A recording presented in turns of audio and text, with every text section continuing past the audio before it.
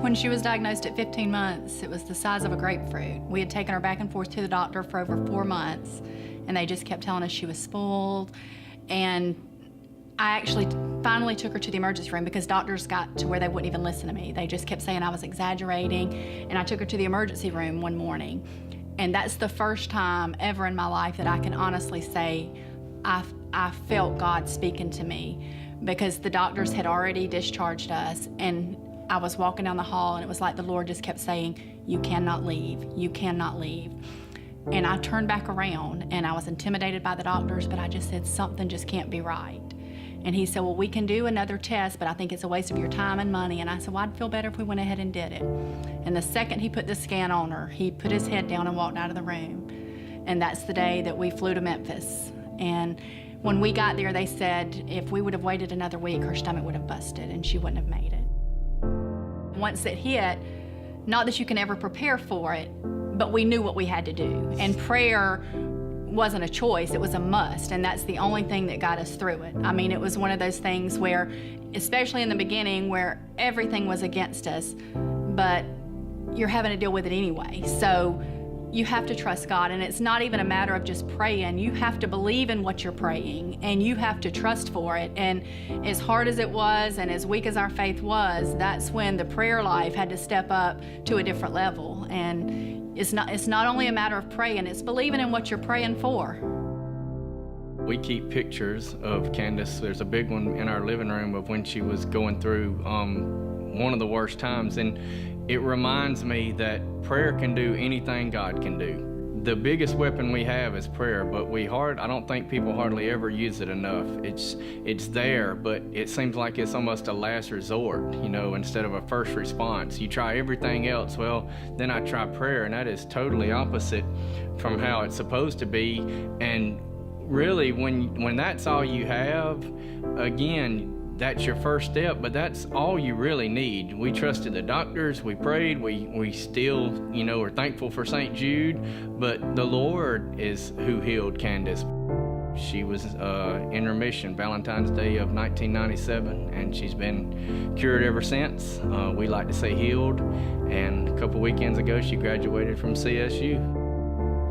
I mean, there's no way to talk about the power of prayer. We take it so for granted, I think. I mean, it is a direct link to God that we just many times don't use and don't take advantage of. I mean, it's the greatest privilege we have.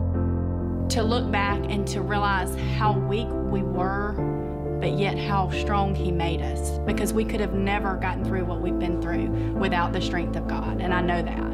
When I didn't even have words to pray, I could still feel His presence. He knew what my tears meant. He knew my weakness, and He was always there to get us through it.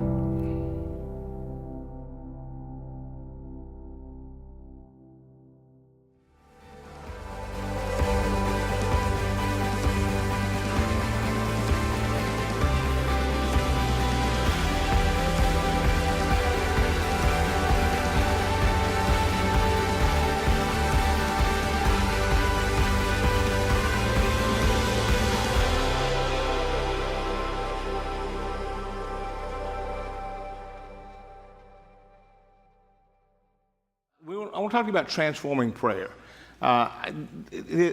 When we talk about prayer, it's got to be prayer just like my sister Susan just prayed about power. You can go, religion can kill you, okay? You can do all this stuff and get your rules and do and don't and checklists, and you can live your life in shame and guilt and trying harder and keeping all this stuff. And after a while, the Christian life you thought you were getting into can just exhaust you. Or you can tap in to the presence of God in your life and experience peace and experience fruit and look back over your life and say, it seems like everything that you go through, you see the hand of God at, and you see people's lives change. And so I want to talk to you about transforming power. And I want to use a passage. It's a chapter in the Bible, or actually a few verses, that I had probably read as many as, I'd say 400 or 500 times at least.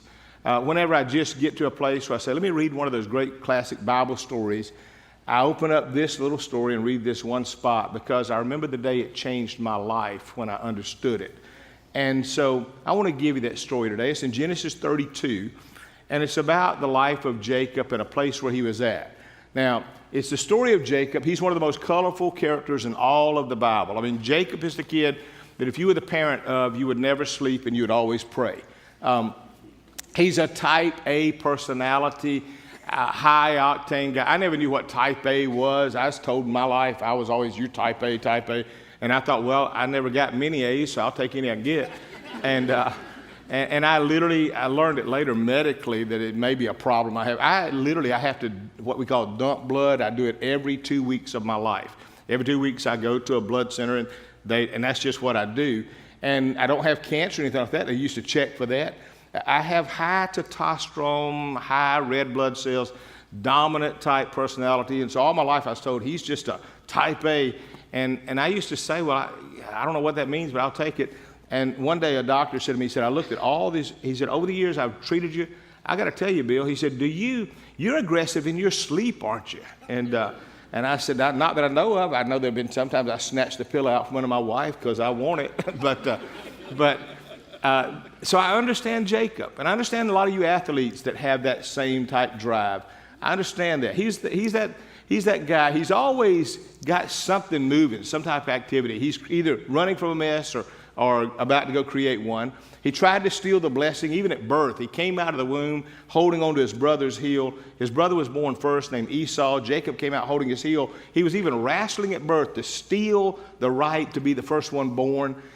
He disguised himself later on to his own father, trying to steal again from him a blessing and the birthright stuff of that. You remember he dressed up like his brother Esau, and his mother concocted with him to deceive the father who was going blind. The father said, you sound like Jacob, but you feel like Esau. And the reason is he put a goat skin on him. And he said, no, Dad, it's me. Lay your hands on me, give me the blessing. And he did. He stole his brother's blessing. Didn't make the brother real happy. Another occasion, the brother who was this macho man was out hunting, came in hungry. Jacob was eating and had cooked some red stuff. We don't know what it was, some kind of stew. And his brother said, give me some of that red stuff. I'm starving. And he said, I will if you trade the birthright. And his brother made that decision. So he was always looking for the birthright, the blessing. This boy was never in neutral. He was always in full speed mode, get what I can get, go where I can go. His name in the Hebrew means Yaakov. It means tricky one, supplanter, usurping. It means if there are two of you together, I've got to unseat you to be number one. That's who he was. He literally, he's in a place now. I'll give you the setup of it, and then I'm going to wing a quick little surprise that I think you'll like. He's been in a position where he's got his father-in-law, who is a trickster too. You remember he tricked him with the daughters, and he got married to one. So it's kind of this. It's kind of like a player gets played, you know. I mean, how do you train a player? You know, you got a friend that's a player, and you say he's a player. I'll tell you how. A player learns when he meets another player who's better. And Jacob did that. Jacob meets a father-in-law who was a player himself, and he conned him into marrying the daughter, the ugly daughter first, and then he got the other one after he worked so many years.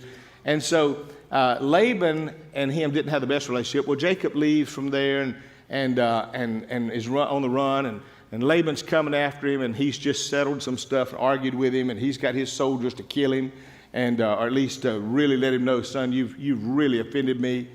But he's got to go somewhere else, and on the other direction, he's running from Laban over here, and yet his brother Esau, who's always hated him, is coming this way with 400 trained soldiers. And Jacob, who has spent his whole life always being the smartest guy. In fact, I've always said if there was reality television shows nowadays are real hot. If there had been a reality television show on the life of Jacob, he would be the number one reality TV show character. Everybody would tune in every week to see what he's going to do next. Just reading the Bible, one chapter to the next, you'll go, oh no, Jacob, you don't tell me. But that's the way he lived. That's who Jacob was. But now he's about to hit a place where he can't go back and he can't go forward. And all of his answers are empty, and he's there at the bottom, and he don't know quite what to do. And he's at a spot where God's about to change his life because he gets really serious.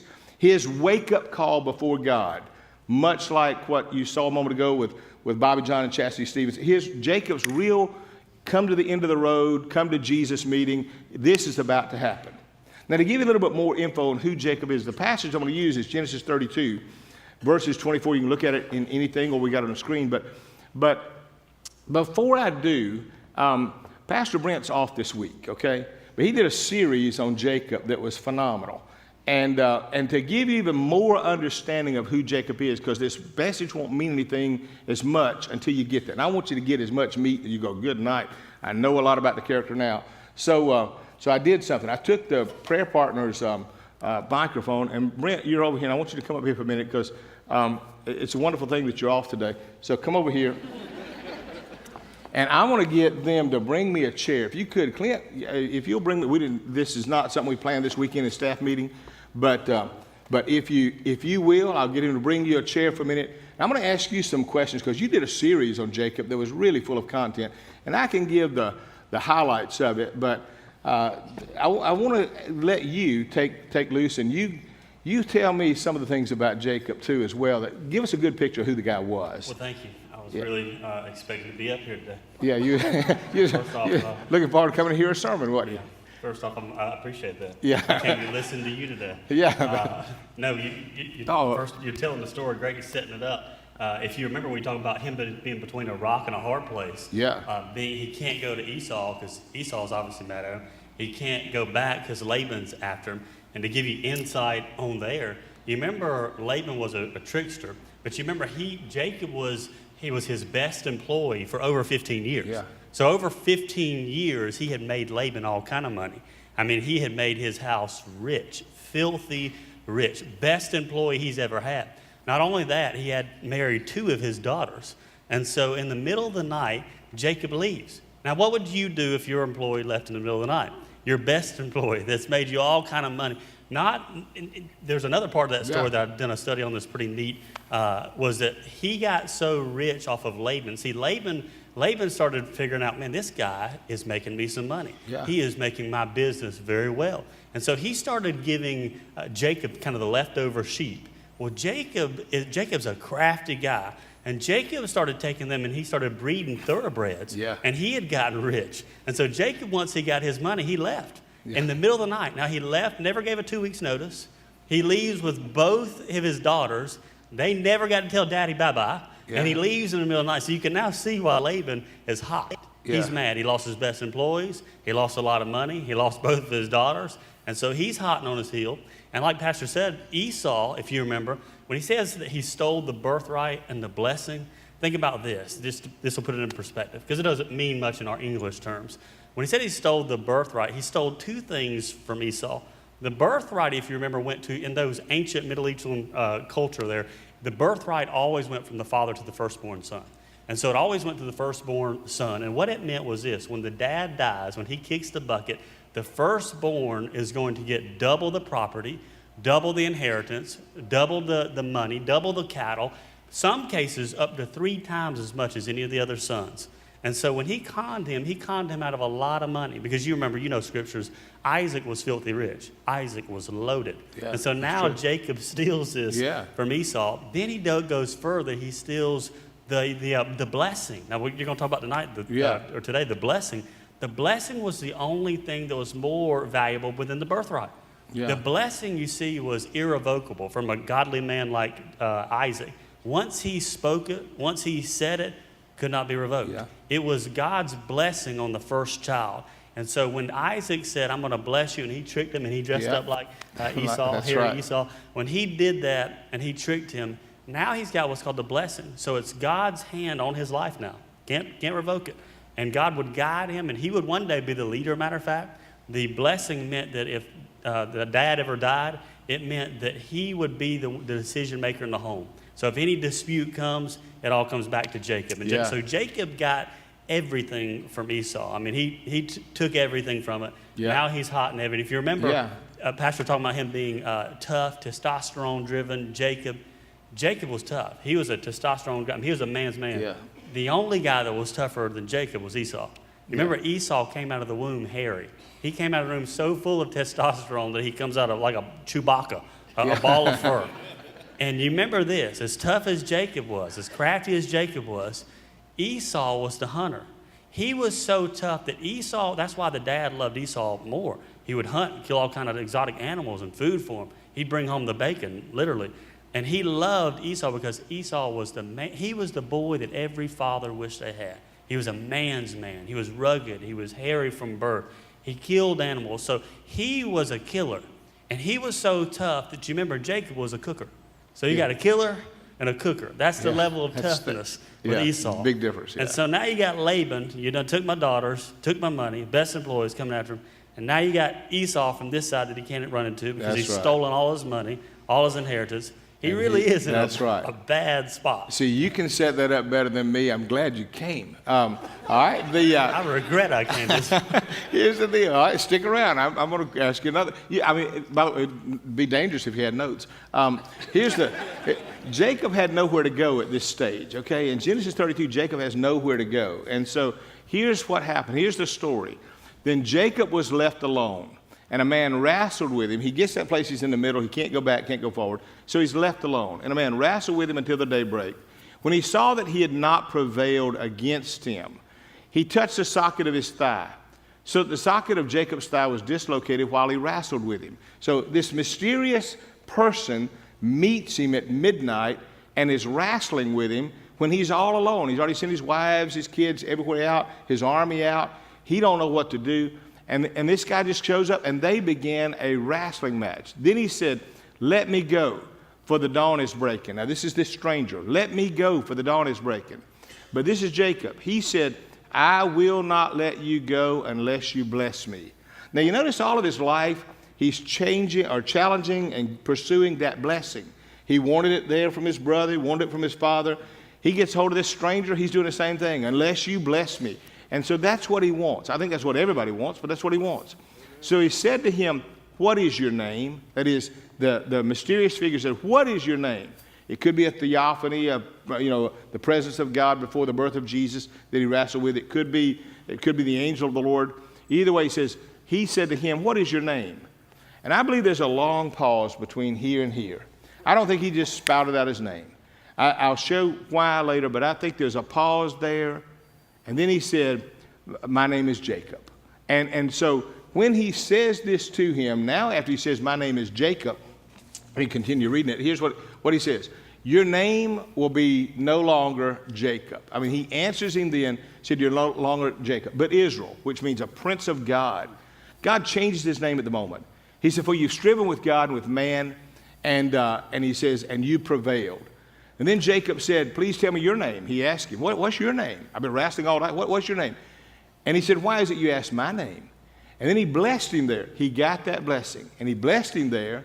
And Jacob said to him, "I will call the place," he called the place Peniel. 5 different times Jacob would have an encounter with God in the Bible, and he changed the name. And he would make the name of the place a place he could always remember. That's where God met him, the experience. And then he said, "For I've seen God face to face, yet my life has been preserved." And then the scripture goes on and says, so Jacob walked away that day with a limp, because you remember he touched the socket of his thigh so that he could not, he was dislocated in the wrestling match. Now, a couple of things I see. One is, I love the way that story opens up when it goes back. It says, "Then Jacob was left alone." I mean, doesn't that sound like a good story? If you're going to read a story, I wish I had that orator's voice, that talks on television, the mysterious guy. "Have you seen?" It's opening a story. "Then Jacob was left alone." It reminds me of Charlie Brown and Lucy years ago when he was writing a story. He came in, he said, "I got a story." She said, "Read it." He said, "It was a dark and stormy night." She said, "Charlie Brown, you don't start a story with "It's a dark and stormy night." She said, "You start stories with "Once upon a time." Go back and redo your story." So he came back. She said, "Read it." He said, "Okay, I redid it." He said, "Once upon a time, it was a dark and stormy night." Well, that's how this story sounds. Then Jacob was left alone. And I say that to say this to you. Some of the principles to learn out of this passage is when you're there in that spot and you can't go back, you can't go forward, nobody's in your life, and you're all alone, understand this. Aloneness with God is where he does his greatest work. When you're alone with God, that's where he does his greatest work. We don't like it. We don't enjoy it. It's not fun. None of us really want to be at the place where we feel like we don't have anybody to turn to, anybody to hold on to. But that aloneness may be the very place that God is going to get your attention and work through your life and get acquainted with you and you with him, unlike anything else. You remember Moses met God alone on Mount Sinai, and it changed his life. And Paul the apostle, when he was saved, his name was Saul, he got saved. And then as soon as he got saved, God took him away. And for 3 years, he had nobody in his life. And for 3 years in his life, he was being mentored by just one little couple. But on top of that, he was alone with God. Later, he comes out of the chute really making a difference. But Paul later would describe it. He said, when I was first saved, God separated me unto himself, as he got him alone to himself. David, we read all the great Psalms. Most of those were written when David was all alone, being chased by Saul, out in the mountains and the valleys and the caves. But he was alone. And so I say to you that aloneness is where God does his greatest work. And also, I don't think you can hear God's voice clearly in a crowd like you can alone. You know, in a crowd, you get a lot of other voices, but alone, you get God's voice. And so I remember what radically changed me years ago in my prayer life was I read that passage in Matthew 6:6 where Jesus said these words. He said, when you pray, enter into your prayer closet. And he said, and if you'll go in the prayer closet, shut the door. He says, and your Father that sees in secret will reward thee openly. I've always believed that your prayer ought to be unto God, not unto man. And on top of that, your public life will never rise higher than your private life. Okay? Long term, give it 2 or 3 years, your public life will never rise higher than your private life. When people think, well, I want to make a big impact, well, then you got to be before you do. You just take care of the goods and take care of that inner life and build that inner life. And there'll come a day that suddenly God who sees in secret will reward thee openly. And that's what he's saying. So that when I look at being alone with God, I see a lot of things along that line. I would challenge you to do this. Don't let your social time steal your alone time with God. We have sometimes social media. People can spend hours, on all those different means out there to do social media. And I'm saying don't let all of that. I'm not saying don't do it, but don't let that take more of your time. How does that really feed your soul or guide your life? Just because you know what everybody's eating and wearing and dressing and going, there's a lot of life and time that you can't get back. You ever watched a movie before and said, that's 2 hours I can never get back? You ever been to dinner with somebody and said, well, there's an hour I can never get back? And, you've been in those things. Well, sometimes we waste time that we could be building the inside so that when the storms come or the opportunity comes, we can move forward to our destiny. And so I challenge you, don't let that, I don't even want us to let family or friend time or recreation, everything else, steal that time alone with God. Well, now, and I'm not saying it has to be an hour each morning at a certain time. I challenge you to try to find ways. But even if you're in the car alone, when I'm driving to Atlanta, I'll make a trip. It's an hour and a half. Those of you watching online, Atlanta, Georgia's not far. And I will not put on any music. I will not listen to any leadership or anything. And I will even take my phone, turn it off. And I spend that alone time there. You can find those moments where you say, I'm alone. Let me connect with God. And that alone time is the secret to it. And so I challenge you to do that. Now, when I mention that, then it says this. It says that he was alone with God. And then on top of that, verse 24 says, and a man wrestled with him. Now, that's kind of your prayer life and what it's going to be like. But you got to think about this. Jacob at this age wasn't a young man. Tell me. If I recall, get this. This is crazy. When we did the study a couple years ago on him, Jacob, it says he wrestled with him. He was, get this, 97 years old at that time. 97 years old. When's the last time you wrestled with a 97-year-old? Yeah. No one. Yeah, that's what I thought. 97 years old. Now get this. You know this. Some of these wrestled in high school or wrestled, collegiately. Wrestling is one of the toughest physical sports that you can do. It really is. I did Ironman triathlons for a long, long time. I could do 5-6 hour races, that kind of stuff. But every Christmas, we'd come home. The boys, the brothers would come home, and we would wrestle. It's just it's just what we did. Okay, and so we'd be grown men in their wrestling. And move the furniture. Move the furniture. All right, here we go. And we wrestle. And if you wrestle, you can maybe make it 5-6 minutes. You're done. Tops. It's that physically hard. Mm-hmm. Professional fighters, UFC. We got a good friend, Frank Shamrock. He trained and he would fight 5 5-minute rounds. Okay. He's a professional. the best wrestlers back in the day. You remember the wrestlers? They would. Ric Flair was known for wrestling 1 hour matches in Japan. Right, that's right. A big deal, an hour match. Now here's Jacob, 97 years old, and it says he wrestled all the way. Verse 24 says until daybreak. And now this is cool to me because I've always been a wrestling fan, and a fighting fan, UFC, all this stuff. This is like the first ever WrestleMania, if you think about it. I mean, think about it. This is WrestleMania 1. Like before Andre and Hulk, before Brock Lesnar, Cena, this is Jacob and God. Yeah. I mean, this is a big wrestling match. And it didn't go for an hour. It didn't go for 25 minutes. It went all night. Now, I imagine that story comes to life to me because I think, again, here's Laban coming after him. It's the middle of the night. Here's Esau coming after him. He's wrestling all night, wrestling for his life, not knowing, is this Laban? Is this one of Esau's soldiers? My life is on the line. It's dark. I can't see who this is. And they wrestle all night. Yep. Verse 24 says, until the daybreak. Now, that's always cool to me because he was wrestling all night, not knowing who he was wrestling with. Yeah. And then the daybreak starts to come. And he realizes for the first time in his life, when you're talking about chasing the blessing, for the first time in my life, other than Esau, other than Isaac, I've chased the blessing all my life.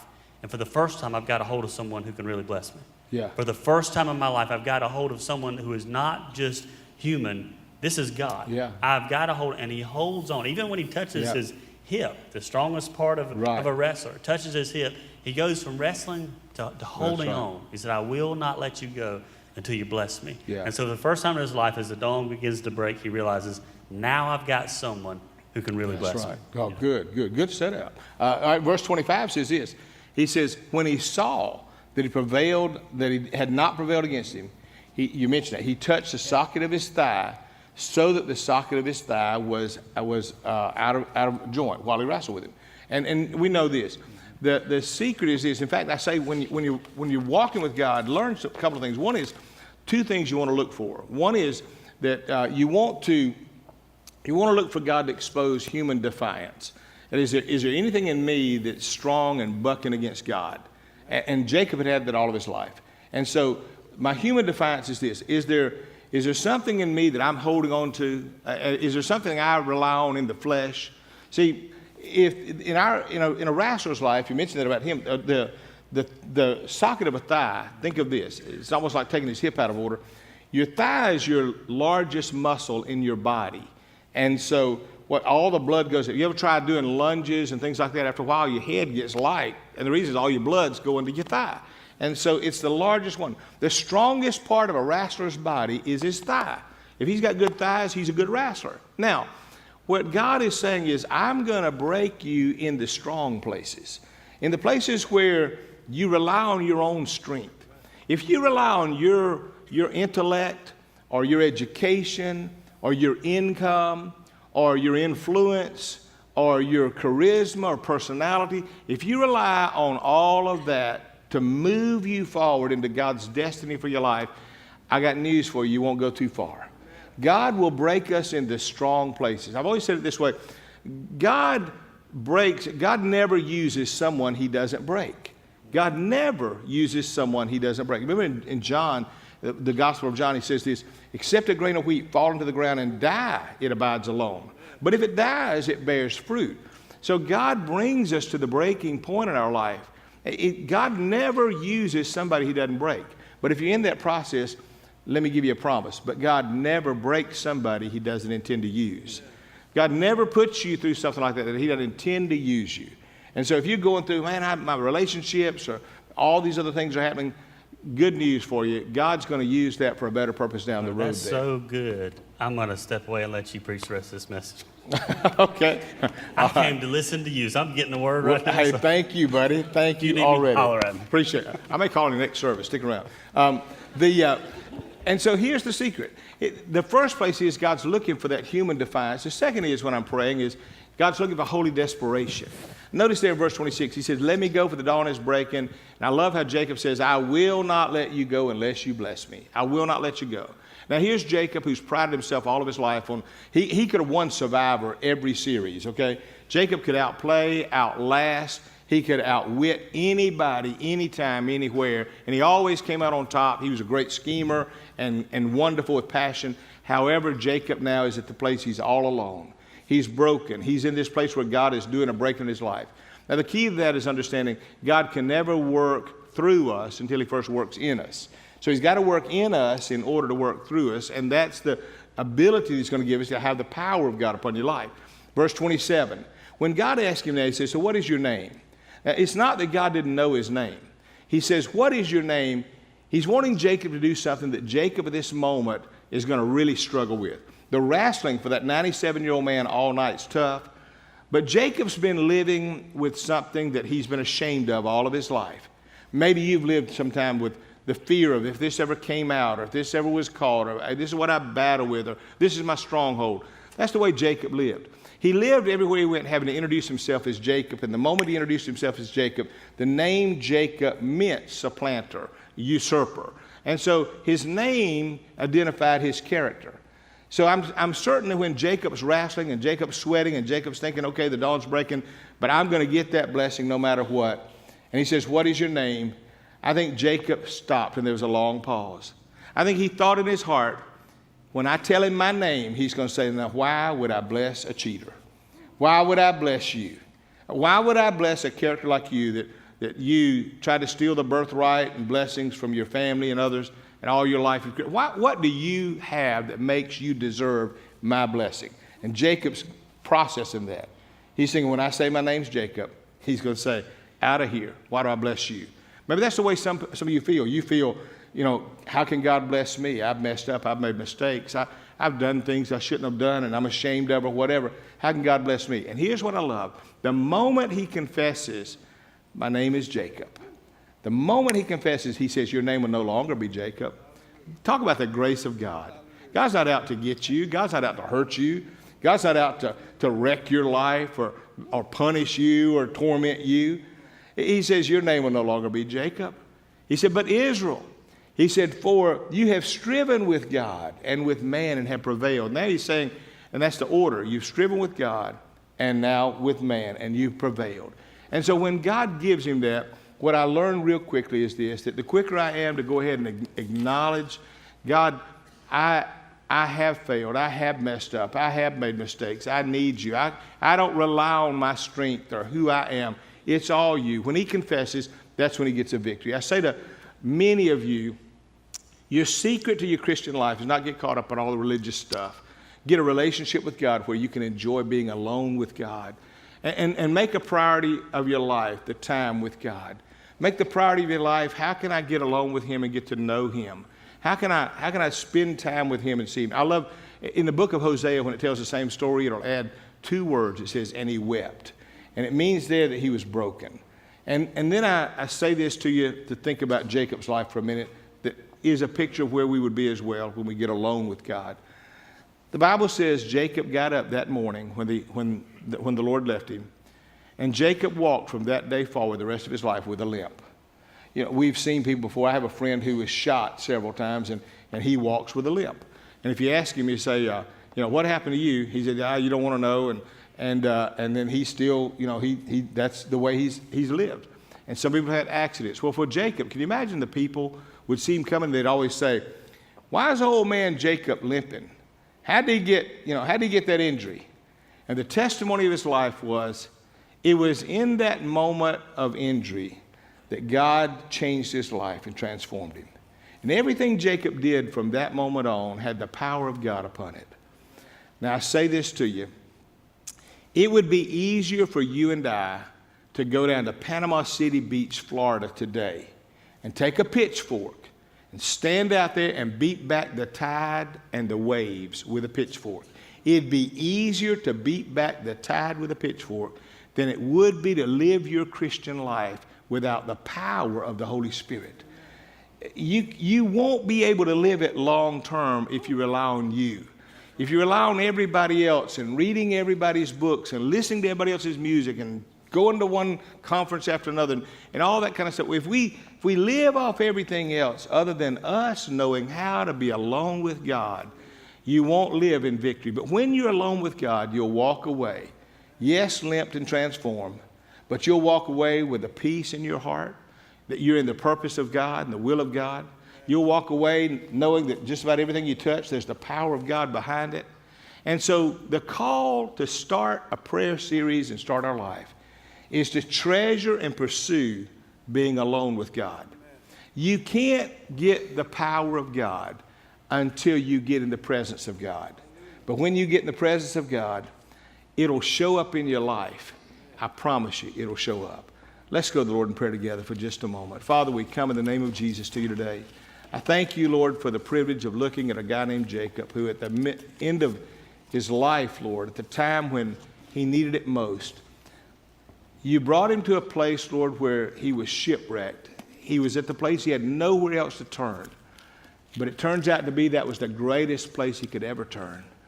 And Father, maybe today there are many in this room or listening online that they're trying so hard to please you.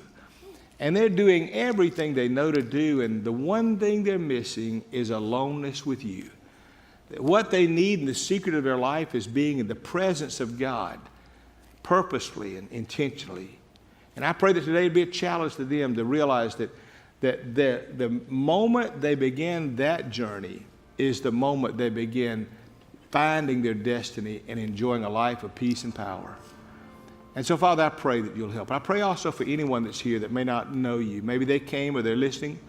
And I pray that if they're looking in their heart for what really matters and how to find real purpose, that today would be the day that they would open their heart to you and acknowledge Jesus Christ, who you sent into this world, that lived a sinless life, went to the cross, died on the cross, took the wrath of God for our sin, that he rose on the third day and says to any of us, for as many as believe on the name of the Son of God, you will have the power of God in your life, that he promises to give us his power. And I pray today, Lord, for anyone that's here that's never given their life to you. I pray that today would be a day they'd recognize that the secret is coming to you. And so today I ask you with our heads bowed and eyes closed, if you've never given your life to Jesus, why don't you do it today? You may have tried religion, you may have tried other stuff, you may have tried to be good and keep a bunch of rules. Come to Jesus, give him your life today. He's got the power to not only forgive you and save you, but to open doors for you you could never open, to give relationship to you you could never find, to give you a peace you've always longed for, and to give you the power to live like you've always dreamed of. Everything you're looking for can be found in him, and I hope that today that you'll turn your life over to him. Father, give us wisdom and courage to come to you, we ask, as we need. In Jesus' name, amen. Let's stand together for a moment. Do this invitation. You want to give your life to God? Why don't you come today? You've been thinking about giving your life to God. Come to him.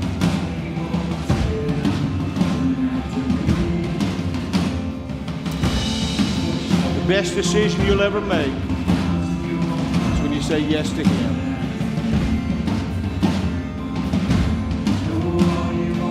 Make that step. That's it. Those of you watching online, you can do the same. Say yes to him today if you would. If you want more of God, he's available.